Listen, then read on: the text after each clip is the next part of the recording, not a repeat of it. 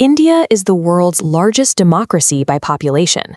Governing 1 billion people requires a system capable of absorbing immense variety and constant pressure. Its institutional blueprint is a hybrid. First, it follows the UK's parliamentary model. Whichever party or coalition holds a majority in the lower house forms the government, led by a prime minister. To manage its geographic and cultural scale, it incorporates German-style federalism, constitutionally splitting power between the central government and individual states. This diagram shows how these architectures overlap, held together by a constitution, independent courts, and protections for free speech and protest. The design maintains stable elections. However, coalition politics and center-state friction can slow the system down when the public demands accountability. Constitutions and election calendars are static frameworks. An election takes place on a single day, and a constitution is only words on a page.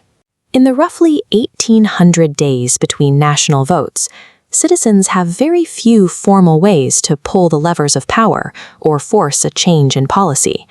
The true measure of a democracy isn't how it performs on election day, but how the system handles the tension and demands for accountability that arise during that 5-year gap. In mid-2026, a systemic failure put that machinery to the test. Widespread irregularities were discovered in the NEET medical entrance exams and the school board marking systems, throwing the futures of millions of students into doubt.